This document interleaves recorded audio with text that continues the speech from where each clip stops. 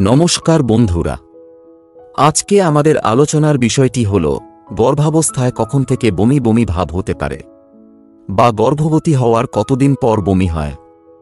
Morning sickness কাকে বলে? Video শুরু করার আগে অনুরোধ রইল, এই তথ্য যদি আপনাদের সাহায্যকারী মনে হয় তাহলে এই ভিডিওটিকে লাইক, শেয়ার আর সাবস্ক্রাইব করুন এবং আমাদের কমেন্ট বক্সে আপনাদের মন্তব্য লিখুন। আমাদের ইনস্টাগ্রাম এবং ফেসবুক পেজ ওয়েলনেস ওয়ান্ডার্স অবশ্যই ফলো করুন। চলুন তাহলে ভিডিওটি শুরু করা যাক। গর্ভাবস্থায় বমি বমি ভাব ও বমি করার প্রবণতাকে ইংরেজিতে মর্নিং সিকনেস বলে। নামে মর্নিং বা সকাল থাকলেও আসলে দিনের যে কোনো সময়েই আপনার বমি বমি ভাব হতে পারে। সাধারণত গর্ভাবস্থার একদম প্রথম দিকেই 4 থেকে 7 সপ্তাহের ভেতর এই সমস্যা দেখা দেয়। অধিকাংশ ক্ষেত্রে 12 থেকে 14 সপ্তাহের মধ্যে বমি বমি ভাব বা মর্নিং সিকনেস নিজে থেকেই কমে আসে। তবে কারো কারো ক্ষেত্রে এই সময়ের পরেও এমনকি পুরো গর্ভকাল জুড়ে বমি বমি ভাব অথবা বমি হতে পারে। গর্ভধারণের পরপরই অনেকের বমি বমি ভাব ও বমি দেখা দেয়, তাই অনেকে মনে করেন যে এটি হয়তো গর্ভবতী হওয়ার লক্ষণ। তবে সব গর্ভবতী নারীরই বমির সমস্যা দেখা দেয় না, সেটাও খুব স্বাভাবিক। এ নিয়ে দুশ্চিন্তা করার কিছু নেই। বন্ধুরা, ভিডিওটি দেখার জন্য ধন্যবাদ। বন্ধুরা, আজকে আমাদের আলোচনার বিষয়টি হল গর্ভবতী হওয়ার পর গর্ভধারণের সপ্তাহ কিভাবে গণনা করবেন। গর্ভাবস্থা হল এমন একটি গুরুত্বপূর্ণ বিষয় যেখানে আমরা জানব গর্ভধারণের সপ্তাহ কিভাবে গণনা করা হয়। গর্ভাবস্থার সময় সঠিকভাবে সপ্তাহ গণনা করতে পারা মায়েদের জন্য অত্যন্ত গুরুত্বপূর্ণ, কারণ এর মাধ্যমে আপনি বুঝতে পারবেন আপনি গর্ভাবস্থার কোন পর্যায়ে আছেন এবং চিকিৎসকের পরামর্শ নিতে পারবেন সঠিক সময়ে। প্রথমে কিভাবে গর্ভাবস্থার সপ্তাহ গণনা শুরু হয়। গর্ভাবস্থার সপ্তাহ গণনা মূলত আপনার শেষ মাসিক চক্র অর্থাৎ লাস্ট মেনস্ট্রুয়াল পিরিয়ডের প্রথম দিন থেকে শুরু হয়। এটি গর্ভাবস্থার শুরুর তারিখ হিসেবে গণ্য করা হয়, যদিও আপনি এই সময়ের প্রায় 2 সপ্তাহ পর গর্ভধারণ করেন। উদাহরণ হিসেবে, যদি আপনার শেষ মাসিক চক্রের প্রথম দিন 1 জানুয়ারি হয়, তবে সেই দিন থেকেই আপনার গর্ভাবস্থার সপ্তাহ গণনা শুরু হবে। গর্ভাবস্থার সপ্তাহ গণনার গুরুত্ব। গর্ভাবস্থার সপ্তাহ নির্ধারণ করে আপনার ডাক্তারের পক্ষে আপনার এবং আপনার শিশুর স্বাস্থ্য মূল্যায়ন করা সহজ হয়। সপ্তাহ অনুসারে প্রতিটি পর্যায়ে ভিন্ন ভিন্ন লক্ষণ এবং শারীরিক পরিবর্তন দেখা দেয়। এটি গর্ভাবস্থার গুরুত্বপূর্ণ সময়গুলো যেমন প্রথম ত্রৈমাসিক, দ্বিতীয় ত্রৈমাসিক এবং তৃতীয় ত্রৈমাসিক চিহ্নিত করতে সাহায্য করে। সাধারণ পদ্ধতিতে গর্ভধারণের সপ্তাহ গণনা। গর্ভাবস্থার পূর্ণ সময়কাল সাধারণত 40 সপ্তাহ বা 9 মাস ধরা হয়। প্রথম ত্রৈমাসিক 1 থেকে 12 সপ্তাহ, দ্বিতীয় ত্রৈমাসিক 13 থেকে 26 সপ্তাহ, তৃতীয় ত্রৈমাসিক 27 থেকে 40 সপ্তাহ। প্রতি 4 সপ্তাহে 1 মাস ধরা হয়। ফলে প্রতি মাসের শেষে গর্ভাবস্থার সপ্তাহের হিসাব দিন অনুযায়ী এগিয়ে যায়। গর্ভাবস্থার সপ্তাহ গণনার সাধারণ পদ্ধতি।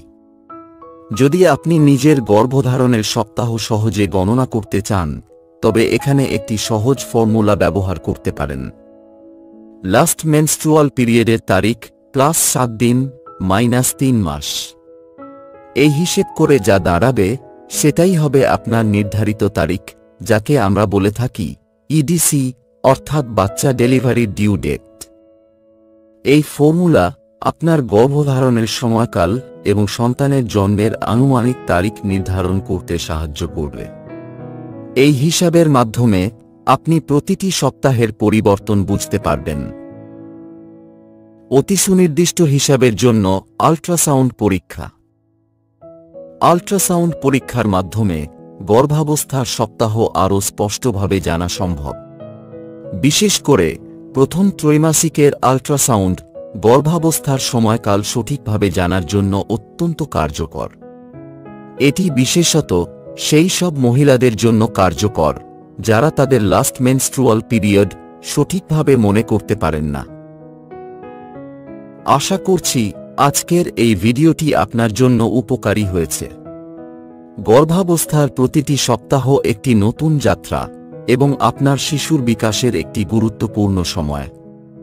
সঠিকভাবে সপ্তাহ গণনা করে প্রতিটি পদক্ষেপের জন্য প্রস্তুতি নিন। গর্ভবতী মা পুষ্টি না পেলে কম ওজনের শিশু জন্মায়। 54% অন্তঃসত্ত্বা নারীর গর্ভকালে প্রয়োজনীয় ওজন বৃদ্ধি পায় না। 10টি শিশুর মধ্যে 4টি শিশুই কম ওজন নিয়ে জন্ম নিচ্ছে।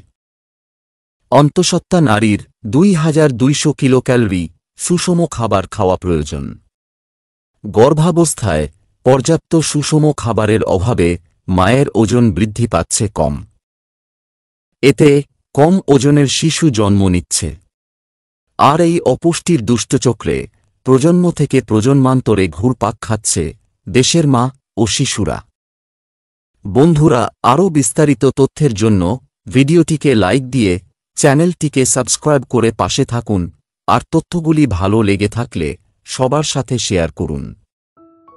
নমস্কার বন্ধুরা, আজকের ভিডিওটিতে আমরা জেনে নেব গর্ভাবস্থায় আপনার এবং আপনার শিশুর বৃদ্ধি ও উন্নতির জন্য কোন কোন পুষ্টিকর খাবারের উপর মনোনিবেশ করা গুরুত্বপূর্ণ। ভিডিও শুরু করার আগে আপনাদের কাছে অনুরোধ রইল, এই তথ্য যদি আপনাদের কাছে সাহায্যকারী মনে হয় তাহলে এই ভিডিওটিকে লাইক করতে ভুলবেন না, আপনার বন্ধুদের সাথে শেয়ার করুন এবং আমাদের কমেন্ট বক্সে আপনাদের মন্তব্য লিখুন। আস্থায় পুষ্টিকর খাবার অত্যন্ত গুরুত্বপূর্ণ। এখানে আপনার ডায়েটে অন্তর্ভুক্ত করার জন্য কিছু মূল খাবার আলোচনা করা হল। দুগ্ধজাত পণ্য, এগুলি ক্যালসিয়াম, প্রোটিন এবং ভিটামিন বি12 চমৎকার উৎস। গ্রিক দই বিশেষ করে উপকারী কারণ এতে প্রোবায়োটিক ব্যাকটেরিয়া থাকতে পারে। ডালের মধ্যে মসুর ডাল, মটর, বিনস, ছোলা, সয়াবিন এবং বাদাম ফাইবার, প্রোটিন, আয়রন, ফোলেট এবং ক্যালসিয়ামের জন্য দারুণ। মিষ্টি আলু বিটা ক্যারোটিনে সমৃদ্ধ, যা ভিটামিনে তে পরিণত হয়, যা আপনার শিশুর উন্নতির জন্য অপরিহার্য। স্যালমন মাছ মস্তিষ্কের উন্নতির জন্য গুরুত্বপূর্ণ ওমেগা-3 ফ্যাটি অ্যাসিড সরবরাহ করে। ডিম ভালো পরিমাণে প্রোটিন এবং ভিটামিন সরবরাহ করে। শাকসবজি, পালং শাক এবং kale fibre vitamin C, vitamin K, vitamin A, calcium, iron, folate এবং পটাশিয়ামে সমৃদ্ধ। লিন মাংস উচ্চমানের প্রোটিনের ভালো উৎস। বেরি জল স্বাস্থ্যকর কার্বোহাইড্রেট, ভিটামিন সি, ফাইবার এবং অ্যান্টিঅক্সিডেন্টে পরিপূর্ণ। সম্পূর্ণ শস্য ফাইবার সমৃদ্ধ এবং অপরিহার্য পুষ্টিগুণে সমৃদ্ধ। Avocado folate, potassium, vitamin C এবং ভিটামিন বি6 দিয়ে পরিপূর্ণ। শুকনো ফল ক্যালোরি এবং পুষ্টিগুণের ভালো উৎস হতে পারে, তবে চিনির পরিমাণের দিকে সতর্ক থাকুন। মাছের লিভার তেল ওমেগা-3 ফ্যাটি অ্যাসিড এবং ভিটামিন ডি এর শক্তিশালী উৎস। পর্যাপ্ত পানি পান করুন এবং আপনার ডায়েটে বিভিন্ন ধরনের খাবার সমন্বয় করে নিশ্চিত করুন যে আপনি পুষ্টিগুণের বিস্তৃত পরিসর পাচ্ছেন। বিশেষ করে যে কোনো ডায়েটারি সাপ্লিমেন্ট সম্পর্কে পরামর্শের জন্য একজন স্বাস্থ্যসেবা প্রদানকারীর সাথে পরামর্শ করে নেবেন।